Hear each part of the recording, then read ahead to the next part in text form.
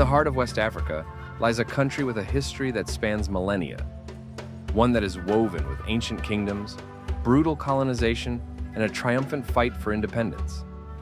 Ghana, a nation rich in culture, diversity, and resilience, holds a fascinating tale waiting to be uncovered.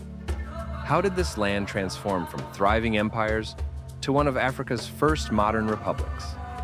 Let's journey through the footsteps of history and discover the extraordinary story of Ghana. Ghana, known as the Gateway to Africa, has long been a crossroads of civilizations. The region's history is layered with kingdoms that thrived long before colonial powers set foot on its shores.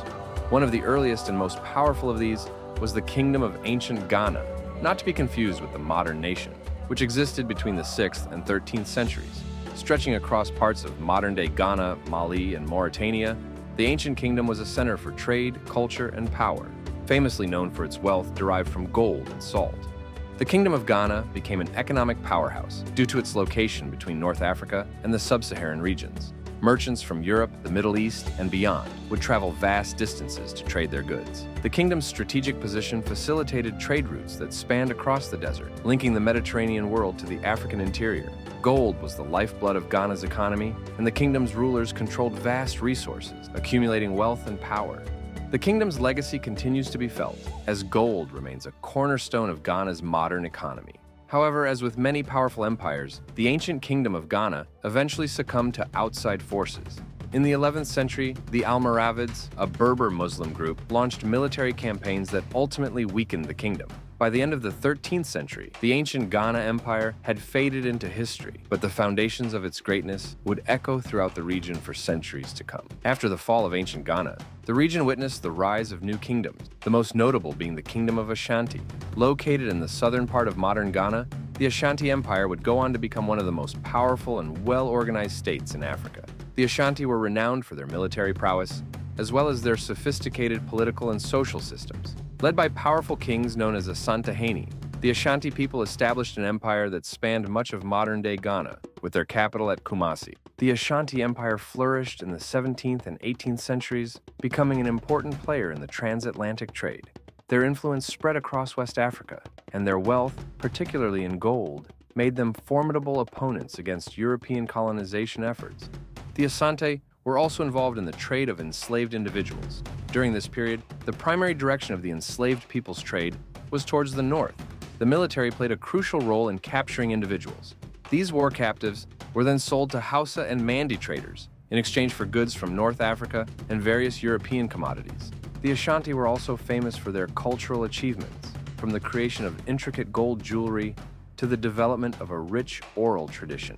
The famous golden stool, a symbol of the Ashanti Kingdom's sacred power, is a testament to their strength and unity.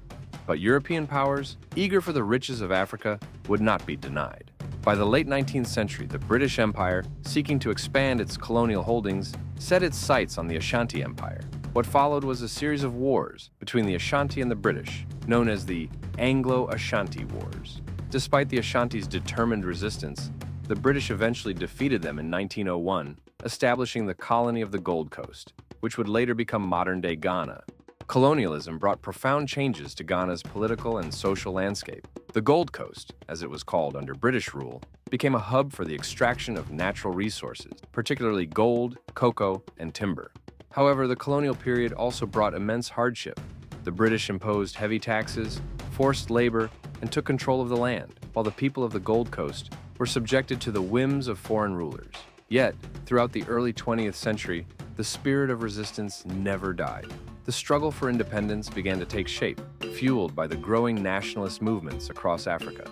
In Ghana, leaders like Kwame Nkrumah began to emerge, inspiring a generation of Ghanaians to demand freedom from colonial rule. Kwame Nkrumah, educated in the United States, returned to the Gold Coast in the 1940s, ready to challenge British authority. He became a leading figure in the fight for independence and was instrumental in the formation of the United Gold Coast Convention, UGCC, which sought self-governance.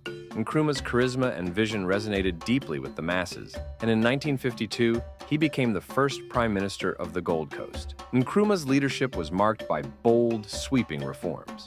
He advocated for a united, independent Africa and in 1957, his efforts culminated in the Gold Coast, becoming the first African country to gain independence from colonial rule. On March 6, 1957, the nation was officially renamed Ghana, after the ancient Kingdom of Ghana, a symbolic nod to the country's rich history and its future as a beacon of African independence. The birth of modern Ghana marked a turning point for Africa.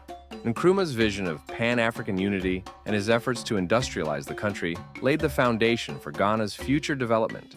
However, his time in power was not without controversy. By the 1960s, his administration became increasingly authoritarian, and in 1966, he was overthrown in a military coup. Despite the political upheaval that followed, Ghana's journey continued. The country went through periods of military rule and civilian governments, but its democratic institutions eventually began to stabilize. Today, Ghana is recognized as one of the most stable democracies in Africa, with a thriving economy and a vibrant cultural heritage. In many ways, Ghana's story is a testament to the resilience of its people. From ancient kingdoms to the fight for independence and the building of a modern nation, Ghana has continuously reinvented itself, never losing sight of its rich history. Today, Ghana stands as a symbol of hope and progress for the entire continent. Thank you for joining us on this historical journey. Stay tuned for more stories that unveil the footprints of history, right here on the Footprints of History channel.